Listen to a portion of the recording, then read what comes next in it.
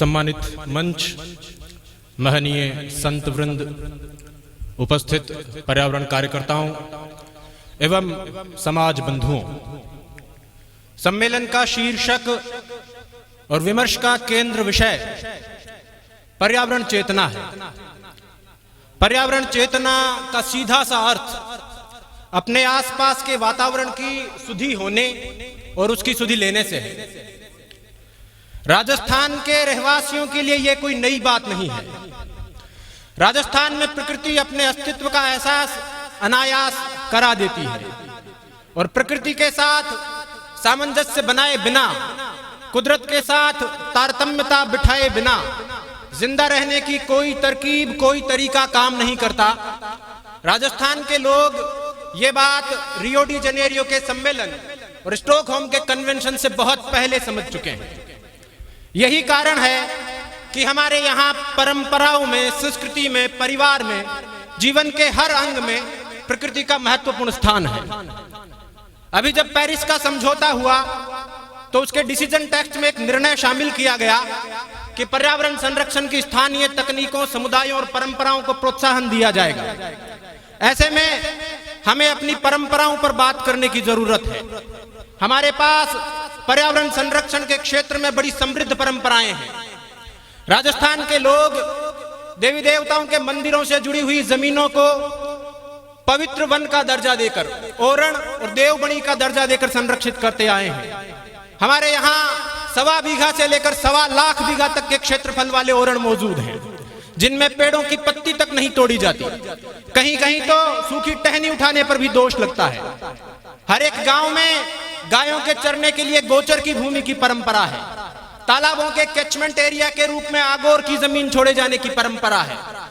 कुछ समय पहले तक गांव में रास्तों पर राहगीरों के विश्राम के लिए एक पेड़ छोड़ा जाता था, खेजड़ी का पेड़, जिसे आशारूढ़ियो कहा जाता था। आशारूढ़ियो यानी आशा पूरी करने वाला वृक्ष। राहगीर इससे कामना करते थे कि आशारूढ़िया आस दी, गया भैंसा ने घास दी, घी की घिलोड़ी दी, तेल की तिलोड़ी दी, ऐसे आशीर्वाद इस पेड़ से मांगे जाते थे। पथवारी की और पानी ढाल की रस्में, गांव में वैशाख सींचने का रिवाज, चौपालों पर बड़गट्टे, पीपलगट्टे लगाने का विधान, पेड़ों को चुनरी ओढ़ाने की परंपरा, ये सब पेड़ों के संरक्षण और संवर्धन की स्थानीय तकनीकें हैं। राजस्थान में सामान्यतः सभी जातियां किसी एक विशिष्ट प्रजाति में अपने इष्ट की, अपने आराध्य की उपस्थिति खोजती है और उसे संरक्षित करने का प्रयास करती है। जैसे जसनाथियों में जाल के वृक्ष की धार्मिक महत्ता है, गुजर नीम के पेड़ को पूजनीय मानते हैं, मीणाओं के हर गोत्र का अपना एक कुल वृक्ष होता है जिसे धराड़ी कहा जाता है। चारणों ने चील और चूहे को अपनी आराध्या देवी का प्रतीक माना है। इसी तरह देवासी समाज के लोग ऊंटों को बच्चों की तरह पालते हैं, उनकी नस्लें बचाते हैं। जाटों के और राजपूतों के अनेक योद्धा गायों के लिए बलिदान हुए हैं और लोक देवताओं के रूप में पूजे गए हैं। नीम को नारायण, पीपल को प्रजापति और शमी को शंकर मानने की, पूजने की परंपरा हर जाति में विद्यमान है। ओरण गोचर सभी जातियों के होते हैं। जल जो कि जीवन का आधार है, राजस्थान में इसकी रजत बूंदों के संरक्षण में बंजारों की और नगर सेठों की क्या भूमिका है, ये मरुस्थल के लोग बहुत अच्छे से जानते हैं। हर एक गांव में इनके बनवाए हुए कुएं और तालाब आज भी मौजूद हैं। और प्रकृति से प्रेम की परंपराओं में सबसे उल्लेखनीय जो समाज है वो बिश्नोई समाज है। रूखों का रखवाला, पर्यावरण का पहरेदार। संयोग से मेरा रक्त संबंधित समाज से है। हमारे समाज के लोग जितने भी रीति रिवाजों का पालन करते हैं वो किसी न किसी मायने में पर्यावरण संरक्षण से जाकर जुड़ते हैं। गुरु जाम्बो जी की शिक्षाओं के कारण खेजड़ी से और हिरण से जो हमारा स्नेह का नाता बना है वो सब लोग जानते हैं। हमारे गांव वन्य जीवों के अभयारण्य हैं, हमारे घर इनके औषधालय हैं।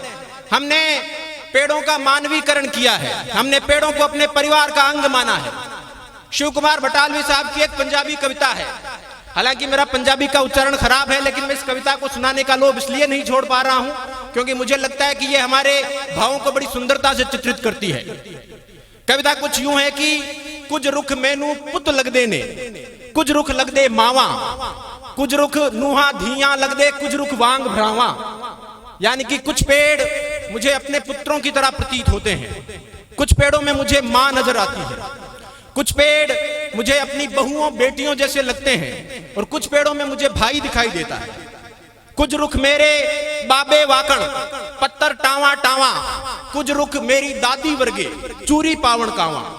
यानी कि कुछ पेड़, बूढ़े पेड़, कम पत्तियों वाले पेड़ मुझे अपने दादा जैसे दिखते हैं, कुछ पेड़ मुझे कौओं को चूरी खिलाती अपनी दादी की याद दिलाते हैं, कुछ रुख यारा वर्गे लगदे चुम्मा ते गढ़ लावा, कुछ रुख मेरा जी करदा है कुछड़ चुक खिडावा।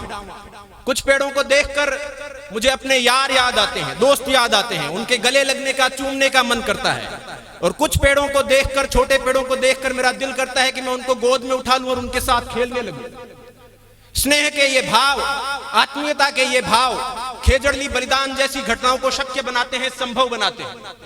आत्मीयता के ये भाव, स्नेह के ये संबंध जोधपुर राज्य के खेजड़ली गांव की एक साधारण महिला अमृता देवी बिश्नोई को असाधारण बनाते हैं। उसे वो ऊर्जा प्रदान करते हैं कि लाव, लश्कर और लवाजमे के साथ आए, अपने राज्य के दीवान गिरधरदास भंडारी के सामने खड़ी होकर उद्घोष कर सके कि सर सांटे रूख रहे तो भी सस्तो जान, हमें क्या सर काटने का डर दिखाते हो, सर कट जाएं और ये पेड़ बच जाएं तो बड़ा सस्ता सौदा है। मिति भाद्रपद शुक्ल दशमी, संवत 1787 विक्रमी, वार मंगलवार, ग्रेगोरियन कैलेंडर के हिसाब से तारीख 22 महीना अगस्त और साल 1730। इस दिन आत्मीयता के इन भावों ने, स्नेह के इन संबंधों ने एक पूरे समुदाय में यह साहस भरा कि वो पेड़ काटने के विरुद्ध अपना बलिदान दे सके। उस रोज 294 पुरुष और 69 स्त्रियां, यानी कुल 363 लोग पेड़ों के लिए शहीद हुए। और कटने वालों की कतार और भी लंबी थी, कटने वालों के सिर नहीं रुके थे, काटने वालों के हाथ थके थे, उनके अंदर का राम जगा था, तब जाकर इस नरसंहार पर विराम लगा था।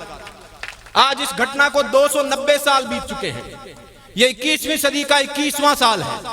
अब विरोध के लोकतांत्रिक तरीके प्रभावी होने लगे हैं। सरकारें इस क्षेत्र में बहुत अच्छा काम करने लगी है। मंच पर हमारे नीति निर्मातागण बैठे हैं, इनकी नीतियां, सरकारों के प्रयास बहुत सराहनीय हैं। लेकिन जैसा विनोबा भावे कह गए थे कि असरकारी असरकारी, सरकारों के साथ साथ अगर समाज, ऐसी संस्थाएं और जनता प्रयास करती है तो ये प्रयास ज्यादा असरकारी सिद्ध होंगे। अंत में इतनी समृद्ध परंपराओं के धनी होने के कारण मैं समझता हूं कि हम ये कहने का अधिकार रखते हैं कि आप राजस्थान से खुददारी सीखें न सीखें, आपकी मर्जी है। आप राजस्थान से जिंदा दिली सीखें न सीखें, आपकी मर्जी है। लेकिन क्लाइमेट चेंज के इस दौर में जिंदा रहने के तरीके, कुदरत के साथ तारतम्यता बिठाने की तरकीबें आपको राजस्थान से सीखनी पड़ेंगी। इन्हीं शब्दों के साथ मैं अपनी वाणी को विराम देता हूं। बहुत बहुत धन्यवाद। न्यून बनाम।